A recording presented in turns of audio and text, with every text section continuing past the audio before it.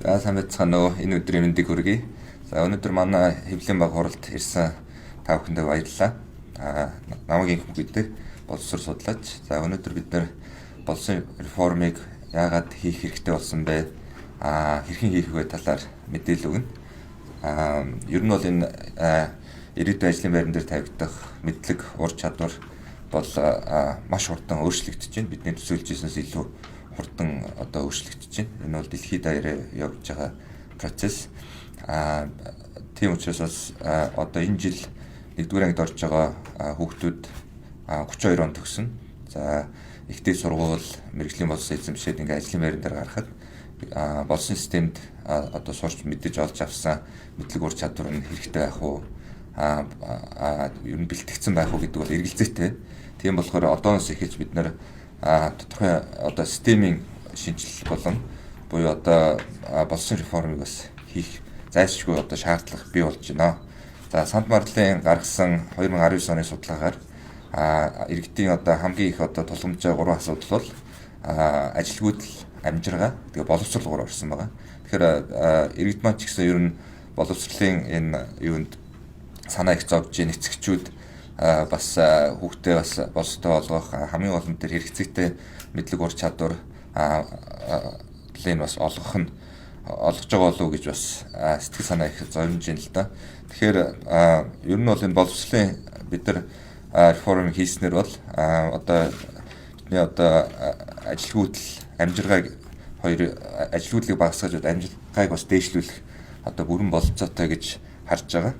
Нөгөө талаасаа бол боловсролын хөтөлбөрүүдийг хэрэгжүүлэхэд хөтөлбөрийг хэрэгжүүлэхэд бол бас арай хэлбэр аргаар хэрэгжүүлэх боломж байна. Энэ нь болохоор сүүлийн үеийн технологиг ашиглаж тодорхой хөтөлбөрүүдийг бас хэрэгжүүлэх боломж байна. Жишээ нь коучлал, програмчлалын хичээлийг ерөнхий боловсролын бүх сургуулиудад орох.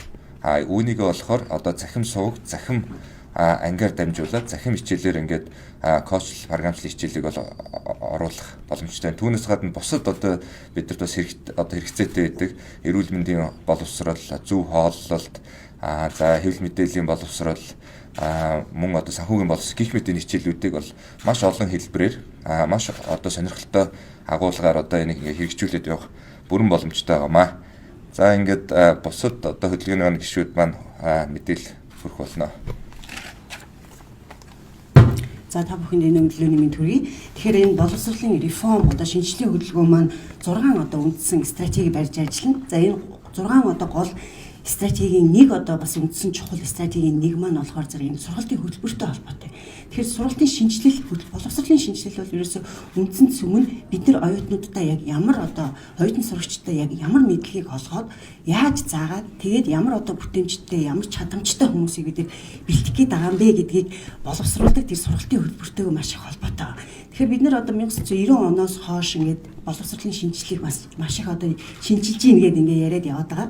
Гэвч энэ сүүлийн 30 жилийн хугацаанд бид нар хийсэн энэ боловсролын ялангуяа сургалтын хөтөлбөрийн шинжилгээг хараад үзэх юм бол маш өнгөц нэг гадны туршлагуудаас өнгөц төдий хуулаад тэгээд тэрийгээ ерөөсө сайн суур судалгаа байхгүйгээр ингээд хэрэгжүүлээд улс төрийн намуудын нөгөө юу гэдгийг богино хугацааны ийм зорилгод нийцүүлээд ингээд маш богино хугацааны ийм хуумгаа тийм өнгөц ийм шинжилгүүдийг хийж явсан. Гэтэл сургалтын хөтөлбөр гэдгийг яаж боловсруулдаг гэхээр мэдээж эхлээд сургалтын хөтөлбөрийг сайжруулах, тэгээд шинжлэх, реформ хийх үндсэн суурь судалгаагаа маш сайн хийгээд энэ судалгаан дээр үндэслээд хөтөлбөрөө боловсруулад энэ хөтөлбөр маань өөрөө Монгол хүний үнэт зүйл шингэсэн. За ийм сургалтын хөтөлбөрийг бид боловсруулсныхаа дараа энийгээ нөгөө туршиж үзээд баталгаажуулаад тэгээд хэрэгжүүлээд үнэлээд сайжруулдаг буюу төлөвлөх хэрэгжүүлэх, үнэлэх, сайжруулах гэсэн дөрвөн процесс энэ бүтэн циклээр ажиллаж иж хөтөлбөр маань бол бүтэн сайжруулагддаг. Гэтэл энэ процесс бол манайд маш дутуу байгаа. Бид нэр зөвхөн төлөвлөөд хэрэгжүүлээд ингээд орхичдаг. Тэгэхээр саяны бол JICA-гийн судалгаа болон энэ хөтөлбөр дээр Монгол улсын энэ хөтөлбөр ер нь сургалтын хөтөлбөрүүд ялангуяа ерөнхий боловсролын сургуулийн төвшөнд хөтөлбөр яаж хэрэгжиж ирсэн дээр ингээд судалгаа явуулсан байгаа. JICA болон боловсролын хүрээлэнгээс. За энэний бол судалгааны үр дүнд бол юу гэж харсан бэ гэхээр Монгол улс бол хөтөлбөрөө судалгаагүй хэрэгжүүлдэг, шинжлэх гэж оролддог. Тэгээ үнэлгээ сайжруулалтын одоо энэ цикл бол алдагдсан байна гэдэг ийм дүгнэлт гарсан байна. За энэний одоо яг энэ одоо сургалтын хөтөлбөр ийм одоо муу хэрэгжүүлсэний одоо үр дүнг бол бид нэр өнөөдөр харж байна л да. Бид нар хэдийгээр одоо Монгол улс маш их одоо боловсролтой их анхаарал тавьдаг тий бичиг үсгтэй хүмүүсийн одоо энэ үзүүлэлтээр дэлхийд дээгүүр орж байгаа мөн одоо дээд боловсрол эзэмшиж байгаа хүнийхээ тоогоор одоо оролцож байгаа хүмүүсийнхээ одоо тоогоор болохоор эсэлтийн тий чанараар болохоор манайх дэлхийн 141 орноос 29-т явж байгаа байхгүй нэгэн дээгүүр явж байгаа хэрнээ боловсролын чанар маань бол дандаа 100-аас хойш. За сүүлийн одоо жилийн судалгаагаар ингээ харах юм бол манай боловсролын чанарын үзүүлэлт бол 101-т орсон байгаа. За энэ манайтай одоо ямар улсууд зэрэгцээд чанар нь одоо муу байна гэх юм бол нөгөө Африкийн буурай орнууд ч юм уу янз бүрийн одоо дайн самуунтай байж байгаа энэ орнуудтай баг ижлэгүүд төвчний чанарын одоо боловсролын чанарын түвшин маань ийм сул байж байгаа. Тэгэхээр бид нар өнөөдөр зайлшгүй одоо суур юм реформ шинжилгээг заавал одоо хийх шаардлагатай болсон нь бол биднэрт эндээс харагдаж байгаа. За тэгээд сургалтын хөтөлбөр гээд ярихаар зэрэг бид нэр зөвхөн нөгөө мэдлэг ур чадварыг өгөх биш те боловсрол чинь өөрөө маш өргөн хүрээнд харагдаж байна. Зөвхөн мэдлэг IQ одоо IQ-гаар өрсөлдөх биш бид нар өнөөдөр сэтгэлээ удирдах чадвар тийм үү нөгөө тунгаан цэник чадвар за асуудлыг шийдэх аливаа асуудлыг бүтэн одоо системээр нь харах за насан туршдаа суралцах гэдэг энэ одоо зөөлөн ур чадваруудыг бас хөгжүүлэх тал дээр манай сургалтын хөтөлбөр маань бүтэн цогцороо хэрэгжих ёстой. Тийм учраас бидний энэ реформ бол энэ сургалтын хөтөлбөрлөө маш их анхаарч ажиллах юм аа. За бүгдээрэнд нь өдрийн мэнд. За намайг Болор Туяа гэдэг сэтгүүлч мэргэжилтэй. За ICANN Men's сайт бол сүүлийн 2 жил яг энэ боловсролын асуудлаар нэлээд одоо сурвалжлага нийтлэл ярилцлагуудыг ингэж төвлөрч бэлдсэн байгаа. Ерөнхийдөө боловсролын тэгш бус байдал, за боловсролын чанар хүртээмж хангалтгүй байгааг бид нар олон статистик судалгаагаар баталгаажуулсан. За ингээд сурвалжлага нийтлэл ингээд бэлтгээ явж байхад манай боловсролын үнэлгээний төв энэ сурагчдын чанарын үнэлгээг одоо жил болгон хийдэг. За үүн дээр ингээд одоо бодлого боловсруулад явдаг байгаа. Тэгээд энэ одоо чанарын үнэлгээний мэдээллийг боловсролын үнэлгээний төвөөс жирийн одоо олон нийт эцэг их аав ээжүүд за тэгээд энэ боловсролын байгууллагын маань авъя гэхээр хаалттай байдаг. За яагаад хаагаад идэм бэ гэдэг учир шалтгааныг ингээд нэгтлээд үзэхээр нөгөө сурагчид маань маш хангалтгүй юм сурлагын амжилтыг үзүүлдэг байна. Тэгээд бид нар одоо манай энэ одоо төрөмс байгууллага маань энэ мэдээллийг бол олж авсан. За тэгээ энэ дээр бол жишээ нь 2018 онд хийсэн 5, 9, 12 дугаар ангийн сурлагын чанарын үзүүлэлтийг бид нар олж авсан. Зүгээр одоо хэвлийнхэн та бүхэндээ сонирхолтой 12 дугаар ангийн дүнгийн үзүүлэлтийг танилцуулмаар байна. За тэгээд 100%-аас математикийн хичээл дээр нийт дунджаар 27.5 оноо сурагчид маань үзүүлсэн ба 100%-аас шууд ерөөсө 30% ч хүрэхгүй гэсэн. За Монгол хэлний шалгалтын дээр 100-аас 53 дөнгөж одоо 50 онооны босхийг хангаж байна. За гадаад хэлний боловсролын юм дээр нийтдээ 46% ингээд дунджаар үзүүлсэн ба. За сонгох хичээл гэдэг дээр 32 оноо авсан ба. За энэ нь бол 100%-аас ингээд хамаарах үзүүлэлтийг гээд аваад үзэхээр монгол хэлнээс бусад хичээлүүд дээр манай одоо 12 дугаар ангийн төгсөх сурагчид маань ерөөсө 50% ч хүрэхгүй юм хангалтгүй үнэлгээтэй байгаад байна л да. За ингээд ер нь бол ингээд судлаад үзэхээр боловсролын үнэлгээний төв за боловсролын яам одоо холбогдох байгууллагууд маань 2000 оноос хойш сурагчдын чанарын судалгаа гэдгийг хийж ирж л дээ. Тэгээ энийг дандаа олон нийтэс нуудаг. Уг нь бол энэ мэдээлэл өөрөө өрх гэр болгоны эцэг их болгоны ярьж байгаа сэдв цаашлаад өнөөдөр Монгол улсад үндэсний аюулгүй байдал гэж байдаг болол энэ бол үндэсний аюулгүй байдлын хэмжээнд сурагчдын амжилтын үзүүлэлт хүрсэн байна гэдгийг харуулах юм үзүүлэлт болчиход байна. Тэгээ 2000 оноос хойшхны шалгалтын дүнгуудыг ингээд дундчлаад аваад харахаар 2000 онд л анх удаа нэг 60% юм дундаж үзүүлэлт үзүүлсэн байгаа бол түүнээс хойш дандаа ингээд буурсаар агаад сүүлийн жилүүдэд 27-оос 30% буюу ийм одоо хангалтгүй муу үнэлгээг сурагчид маань үзүүлж байна. Тэгэд одоо жишээ нь Монгол улсад үндэсний аюулгүй байдлыг хангадаг тэр зөвлөл гэж байдаг болвол тэр гурван хүн маань энэ асуудлыг ярилцаад Монгол улсын ирээдүйд ямар одоо асуудал байна вэ гэдгийг энэ дээр ярилцах хэрэгтэй. Тэгээ боловсролын үнэлгээний төв нь хүүхдүүдээс үнэхээр тийм өндөр шаардлагагүй шалгалт аваад ий тийм үү? Эсвэл хүүхдүүд нь үнэхээр тийм муу байна уу? Эсвэл одоо бид нар явуулж байгаа хөтөлбөр муу байна уу гэдэг дээр мэрэгжлийн судлаачд болоод за ингээд эцэг эхчүүд ингээд бүгдээрээ оролцоод энэ дээр бол санал бодлоо уралдуулад ажил хэрэгч мэтгэлцээнийг бол бий болгож явах хэрэгтэй адил өнөөдөр бид нар нийгэмд ямар асуудлууд дээр илүү тойрч ярьж гэнэ үү гэдэг бид нар бүгдээрээ мэднэ.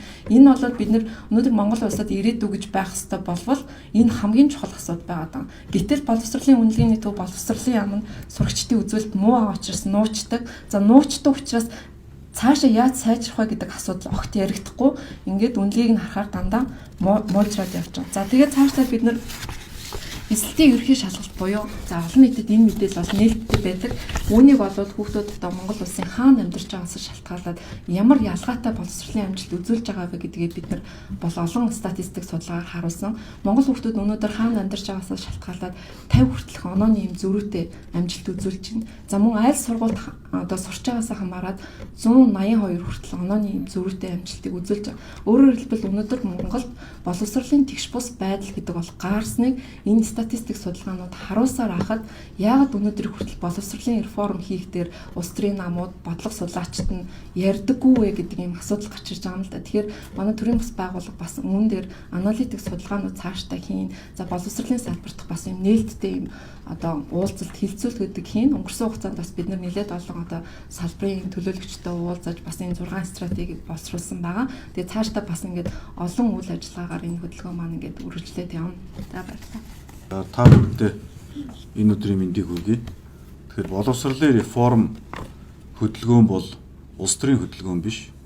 За бид одоо аль нэг улс төрийн намаас харьяатай улс төрийн зорилготой ийм хөдөлгөөн бол биш ээ. За энэхүү хөдөлгөөн маань Монгол улсын тэргүүлэх боловсрол судлаач нар за боловсролын салбарын чиглэлээр одоо судалгаа хийдэг. Энэ салбарт одоо санаа зовж явдаг эрдэмтэн мэргэд за сэтгүүлч нар, эдийн засагч нар, эцэг эхчүүд, багш нар одоо нэгдэж ийм хөдөлгөөнийг бол үүсгэж байна. Тэгэхээр энэ маань одоо бусад хөдөлгөөнөөс магадгүй юугаар ялгаатай вэ гэхээр энэ бол улс төрийн зорилготой аль нэгийг намыг дэмжих, улс төрчийг дэмжих бол ийм зорилготой хөдөлгөөн биш ээ. Энэ бол одоо жинхэнэ утгаараа нийгмийн захиалгаар үүсэж байгаа ийм хөдөлгөөн байгаа. За миний хувьд бол эдийн засагч хүн. Тэгээ олон жилийн турш одоо Монгол улсын эдийн засгийг харж ажиглаж судалж ирсэн. Тэгээ өнөөдөр Монгол улсад ядуурлын түвшин 30%-аас доошоо буухгүй байгаа. За баян хоосны ялгаа гэдэг бол дэлхийд маш өндөрт одоо хүрэх ийм түвшинд хүрлээ. Ингээд 1990 оноос хойш 2020 он хүртэл бид нар капитализмын замаар замнасан. Энэ хооронд одоо манай эдийн засгийн төлөвлөлтөнд гарсан хамгийн том алдаа бол энэ баялагын шудраг ус байралтай. За ингээд олон улсын эдийн засгийн одоо эрдэмтэн мэргэдийн маш олон ном бүтээл гарч байна. Энэ дээр энэ баян хоосны ялгааг арилгах, ядуурлыг бууруулах гол хүчин зүйл бол боловсрол юм аа гэж дүгнэж байна. За тэгэд Монгол улсын боловсролын систем бол сүүлийн 20 гаруй жил одоо хаягдж ирсэн.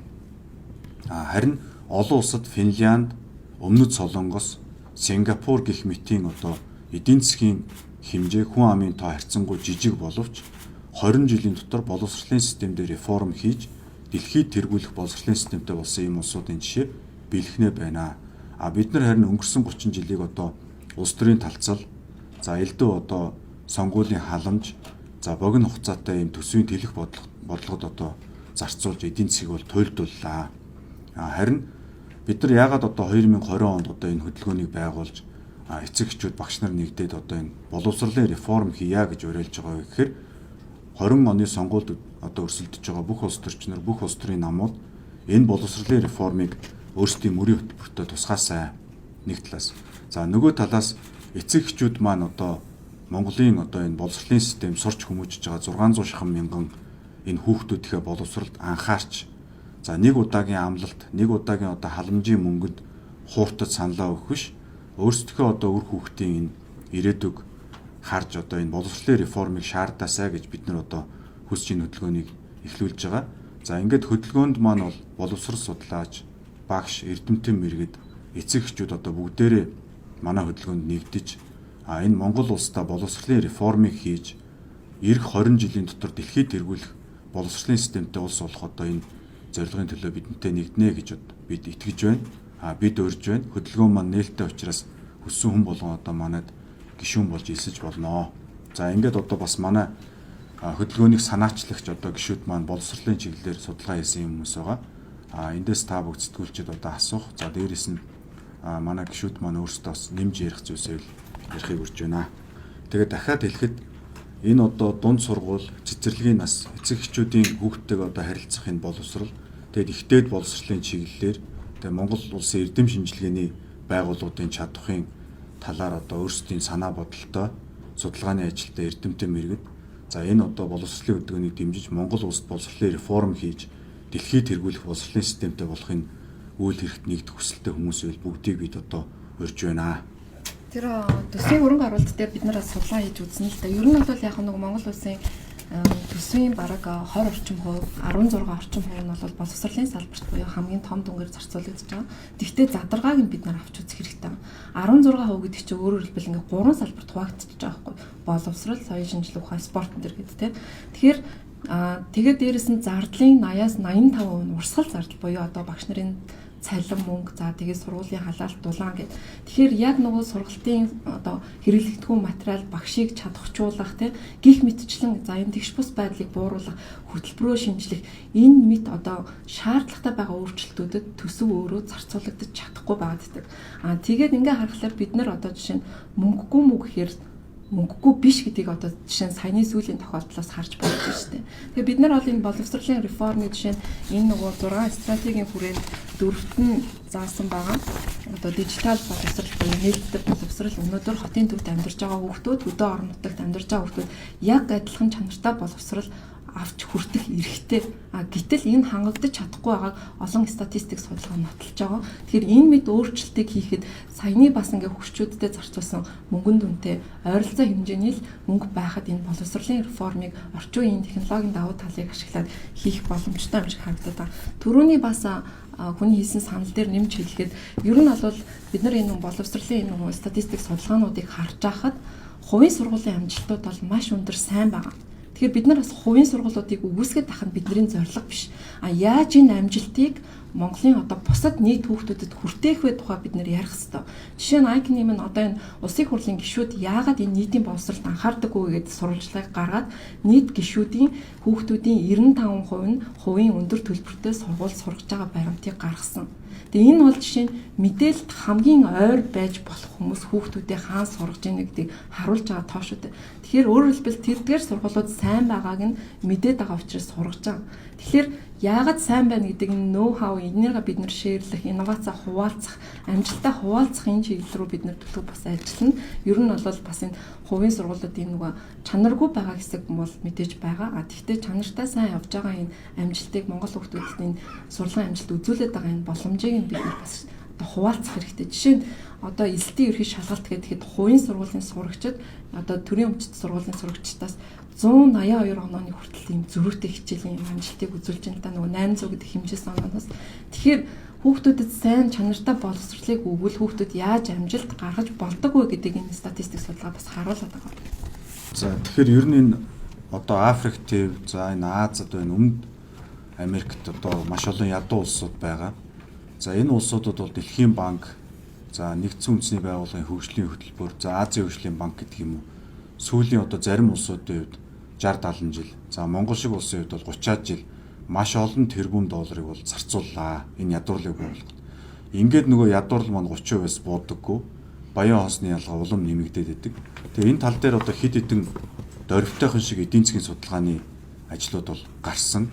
Тэгээ юу гэж дүгнэж байгаа гэхээр ерөөсөө эдгээр улсуудад бол боловсролыг нь л тэр дэлхийд өрсөлдөх төвшөнд аваачихгүй бол өөрөлд хүн ард нь баялаг бүтээхгүй болохгүй байна гэдэг нь харагдаж байна. За энэ дээр би ганцхан статистик хэлэхэд Монгол улсын экспортлж байгаа одоо экспортын нийт орлогын 90 гаруй хувь нь бол хүний одоо бүтээл шингээгүй байгаль ээжийн бидэнд үлдээсэн нүүрс, төмрийн хөдөр, зэс гэдэг юм уу ийм таваарууд байгаа. Энэ бол бүтээгдэхүүн биш. Бүтээгдэхүүн гэдэг бол одоо бүтээц буюу хүний тарих толгой одоо шингэж, хүний ур чадвар шингэж бүтээл болж иж бүтээгдэхүүн болдог. Нүүрс бол хүний бүтээл биш. Энэ бол байгаль ээжийн бидэнд үлдээсэн нөөц баялаг учраас энэ бол таваар гэж нэрлэдэг.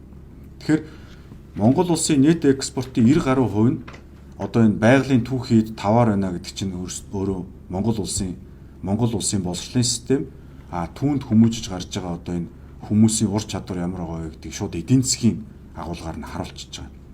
Тэгэхээр өнөөдөр чинь Солонгос гэдэг улсыг та бид нар мэднэ. Samsung гэд гар утас одоо бас монголчууд барьдаг дэлхийд даяараа барьж байна. Энэ бол Солонгос хүний тархины бүтээл шингэсэн бүтээгдэхүүн.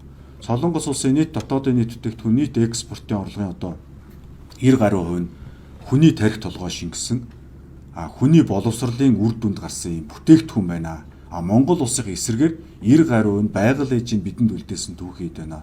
Монгол хүний одоо тархи толгой шингэсэн ур чадвар шингэсэн юм бүтээгдэхүүн ерөөсөө байхгүй байна гэдгийг эдийн засгч хүний хувьд одоо эдийн засаг талаас нь хэлмээр байна.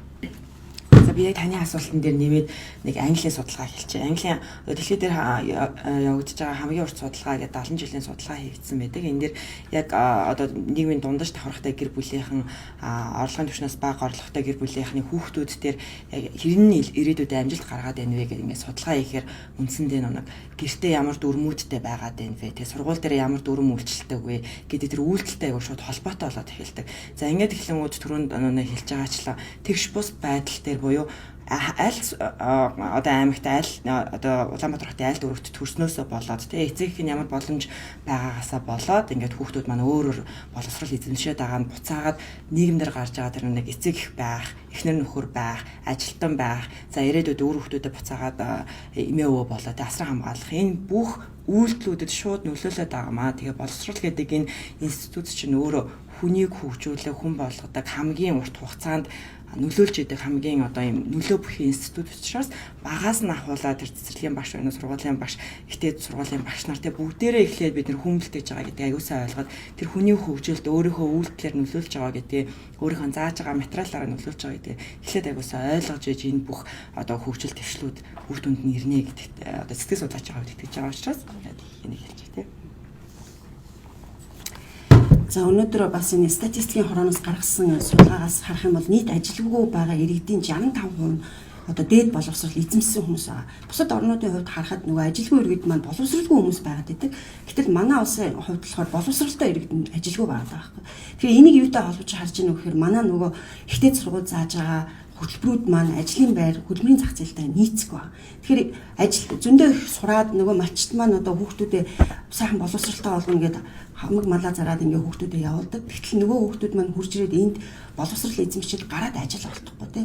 За ажил олгогчдын хувьд яг нэг ур чадвартай тэдний хүссэн хүмүүс бас олдохгүй байгаа. Өнөөдөр жишээлбэл англи хэлний багш маш их шаардлагатай байгаа. Их ур чадвартай англи хэлний багш гээд хайхаар олдохгүй.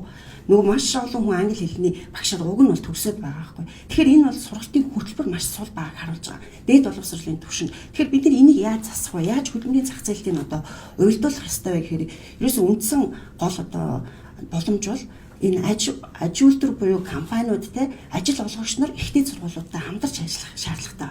За ажил олгогч нар маань яг тэр тухайн хөтөлбөрийг боловсруулах үед хамтарч оролцоод яг энэ ажлын байран дээр яг ямар ур чадвар та нар хүсэж байгаа.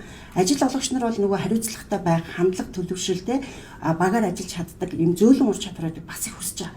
За техникийн ур чадвараас гадна энэ ур чадварууд манай хөтөлбөрүүдэд нөгөө дээд боловсрол олгож байгаа хөтөлбөрүүд байна уу гэхээр их сул байна. Нөгөө багш нар маань зөвхөн нөгөө өөрийнхөө тэр салбар ухааны топгуудыг те сэдвүүдийг ингээ хараад хөтөлбөрөө боловсруулждаг. Гэтэл гарч байгаа хүн цогц чадамжтай хүн гарахгүй байгаа байхгүй. Тэгэхээр энэ дээр манай нөгөө одоо компаниуд маань яг сургуулиудтай хамтарч ажиллаад дадлага одоо нөгөө оюутнуудын дадлага хийх боломжийг өөрсдийнхөө одоо компаниуд дээр их сайн хийлгээд жишээлбэл одоо бол энэ оюутлогоо нөгөө таван толгой манай банкуд бол дадлага одоо хийх боломжуудыг сайхан өгч ийн л да. Яг энэ шиг ийм боломжуудыг бусад бүх салбарын оюутнуудад өгөх. За манай одоо нэг хөтөлбөрийг одоо сайжруулах нэг стратегийн нэг одоо хэсэг нь бол энэ компаниуд их сургуулиудтай хамтарч ажиллах. За компани тулгарч байгаа маш их одоо өнөөдрийн одоо амьдрал дээр тулгарч байгаа маш их асуудлууд байдаг. Тэр асуудлуудыг шийдэхэд ихтэй сургуулийн судлаач нар энэ дээр оролцох. Тэгээ industry research буюу яг аж үйлдвэрт тулгарч байгаа судалгааг хийдэг тийм хэрэглээний ийм судалгааг хийдэг энэ боломжийг ихтэй сургуулиуд компаниуд хамтарч хийх ийм боломж бас байна. За энэ дээр бас нэг юм нэмэлэхэд багш нар бол одоо манай боловсролын реформын үзэл баримтлалын маш чухал тулгуур байгаа. Тэгэхээр 1980-ад онд бол багш гэдэг хүний ажлын үнэлэмж, цалин хөлс, нийгмийн статус бол одоо Монголын нийгэмд дээгүрт одоо хамгийн өндөр цалинтай хүн, хамгийн нэр хүндтэй хүн бол багш хүн байсан. За ингээд 90 он гараад бид нар одоо капитализм шилжснээс хойш багш хүний үнэлэмж, за тэр эдийн засгийн амжиргаа, нийгмийн нэр хүнд, байр суурь гэдэг юм бол одоо маш хойгоор бичигдэх болсон. Тэгэхээр энэ реформ дээр бол бид нар багш гэдэг хүнийг нийгмийн одоо зохих ёсны байр тэр тавцанд нь эргэж аваачих. За багшийн энэ амжиргаа, эдийн засгийн орлогын баталгааг бол одоо бүрэн хангах нь бол боловсролын реформ хийх бас маш чухал одоо эдийн засгийн хөшөөргүүдийн нэг болно гэж үзэж байгаа. Яагаад тэгэхээр Монголын ирээдүйг бэлдэж байгаа хүмүүс бол багш нар. Тэгэхээр эцэг эхчүүдээс илүү хүүхдүүд бол багш нартай илүү их цагийг өнгөрүүлж байна. За багш нар бол одоо ирээдүйд дэлхийд өрсөлдөх, бүтээгдэхүүн гаргах, олон улсын тавцанд одоо Монгол улсын бизнесүүдийг тэлэхэд одоо тийм чадвартай иргэдийг бэлдэх одоо гол ажлыг хийж байгаа. Тэгэхээр багш гэдэг хүний хэмжээг өсгөх нь бол боловсролын реформын бас маш чухал тулгуур байгаа байх юм аа. За тэгээд эцэст нь хэлэхэд энэ боловсролын салбарыг улс төрөөс хараат бус байлгах чиглэл бол одоо зайлшгүй хэрэгтэй гэж манай хөдөлгөөний гишүүд үзэж байгаа. Яагаад вэ гэхээр өнгөрсөн 30 жилийн турш бол одоо боловсролын салбараар улс төр бол дэндүү их оролдлоо. Тэгэхээр боловсролын яамны сайд болно.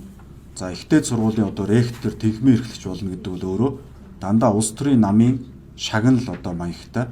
За улс төрийн намд эсвэл улс төрийн лидерд үнэн чөлсөн хүн нь одоо ингэж албан тушаал авдаг ийм байдлаар бол явж ирлээ. Ингэснээрээ тухайн салбарын мэрэгжлийн бус тухайн салбарыг сайтар ойлгохгүй зөвхөн аливаа нэг нам юм уу улс төрчид үнэнч байсныхаа хариуд одоо Монголын том шинжлэх ухаан боловсролын салбарыг толгойлдог ийм байдал бол явагдаж ирсэн. Тэгээд боловсролын сайд нарын хугацааг аваад үзэхдээ ер нь 2 жил хүрэхтэй өгөөтэй хугацаанд сайд хийж байгаа дунджаар. Өнгөрсөн 30 жил 14 гаруй сайд одоо боловсролын сайд хийсэн байна. За эндээс нэлээд томоохон хувь нь огт мэрэгжлийн бус хүмүүс байна. За тэгэхээр энэ боловсролын салбарт нүүрлээд байгаа улс төрийн хямрал, засаглалын хямралыг бол бас арилгах ёстой гэдэг зөвлөмжийг манай хөдөлгөөнөөс гаргаж байгаа. Боловсролын салбар өөрөө бие даасан зөвхөн мэрэгжлийн хүн боловсролын сайд хийдэг. За ингээд боловсролынхоо сайдыг тавьдсан бол тэр хүнээрээ оролдохгүй тэр реформыг нь одоо хийлгэж дуусгах те. За энэ ихтэй сургуулийн ректороор бол яг шалгарсан мерит суурьтай үнэхээр хүлээн зөвшөөрөгдсөн мэрэгжлийн хүмүүсийг бол тавих ёстой. Тэгээ өнөөдөр манай боловсролын салбарыг толгойлох хүмүүс бол дандаа энэ боловсролын салбарыг реформ хийх итгэл үнэмшилтэй энийг хийх тодорхой хэмжээний ур чадвартай сэтгэл зүйн бэлтгэлтэй ийм хүмүүс байх ёстой гэж бид нар үзэж байгаа. Тэгээд эцэст нь нэмж хэлэхэд бол энэ Монгол улсад одоо дэлхийн тавцанд өрсөлдөх, тэргүүлэх боловсролын системийг бий болгоход нэг 8-аас 10 жил бол хангалттай гэж үзэж байгаа. Олон улсын бид нар тэргүүний туршлагуудыг бол нутагшуулна. Дээрээс нь Монгол хүүхдийн одоо сэтгэл зүйн онцлог, соёлын онцлог энэ судалгаануудыг хийж, за яг Монгол хүүхдийн бас онцлогт тохирсон, за ирээдүйн Монгол хүнийг дэлхийд ямар түвшинд авчиж бэлтгэх гэдэг зорилгыг хангасан хосолсон системийг хийнэ гэж бид нар бол үзээд төлөвлөөд стратеги гаргаж байна. За ингээд анхаарал хандуулсан та бүгдээ баярлалаа.